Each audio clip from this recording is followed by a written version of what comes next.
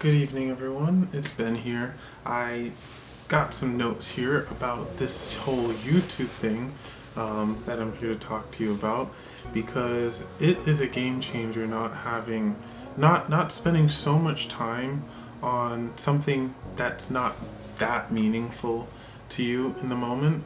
Like, I want to grow on YouTube as a creator, as a content creator, but right now I'm also a student, and so I needed to cut out YouTube, and I managed to do it for a week. And man, like, my ability to focus, so many things have changed for me, mainly in little ways. But I'm glad that I did this and that I was able to do it for a whole week. And so the first thing I want to say is that I have a lot more time to think since I've removed it from my daily things I do.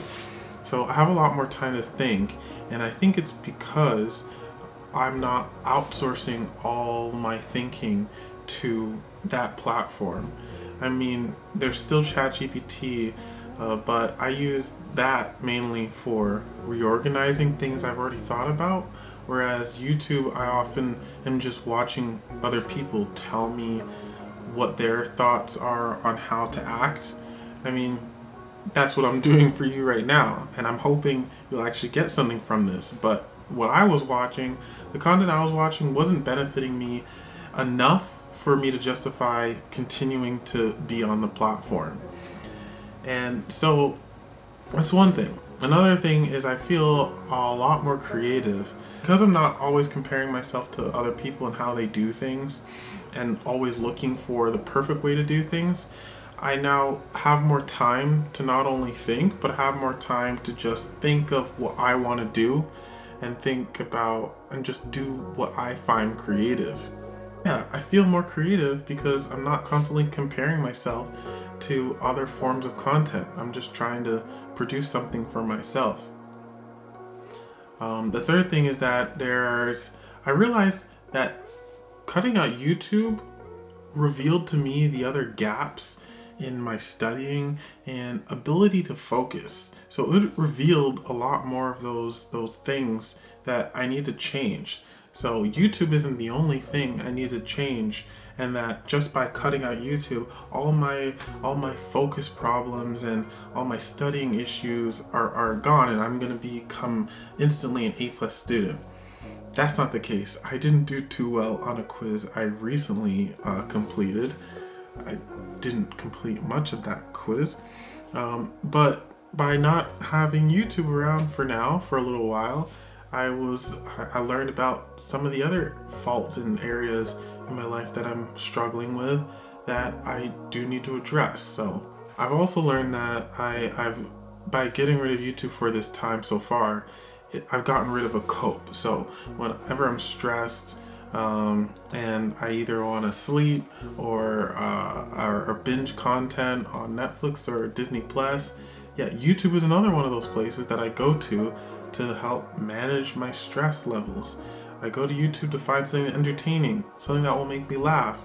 But oftentimes the things that are stressing us out are within our control, and we just don't want to deal with them. And so I escape to YouTube to just further push those issues down the line and deal with them later. I use YouTube sometimes to procrastinate.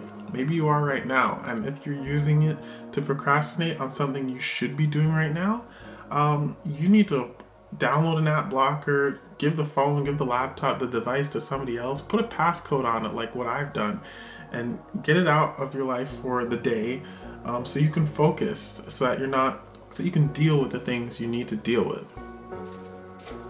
So yeah, it's forcing me to deal with a lot of the issues I'm procrastinating on or just not facing, and it's forcing me to deal with them more head on, because like what other choice do I have? Like, the way I set my phone and my laptop up right now is I can't access YouTube, and that's kind of how I wanted it to be, so that I don't need to worry about exercising willpower to not use it. All I know is that I can't use it, so I might as well just do the next best thing. By using YouTube so much, I was perpetuating feelings of isolation and loneliness because I was constantly comparing myself to other people and their lives and how they're doing things, how they're creating content, like I mentioned. And I was seeing on these platforms, on people's pages, their videos, that they're surrounded by a lot of people. And right now in my life, I'm not able to be surrounded. Oh, my chicken is done.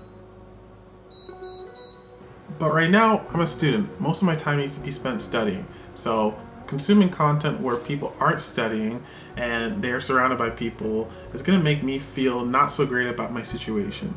So now that I figured that out, I cut out YouTube, I cut out Instagram, I cut out Snapchat, a lot of social media. So if you're feeling isolated and lonely, one of the things you might need to do is either actually connect with people if you can, or cut out the things that are making you feel isolated, even if you are surrounded by people. So I have a lot more time. I don't feel FOMO as much. I'm less distracted. I'm still dealing with laziness and feelings of isolation and loneliness, but I'm working on it. I'm getting there. So if you think that doing this might help you with some areas of that you're struggling with, I highly recommend.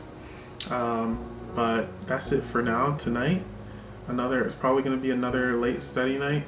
But before that, I'm going to go eat some food and then I'll be back to that. So good night everyone, and I'll see you in the next video. Peace.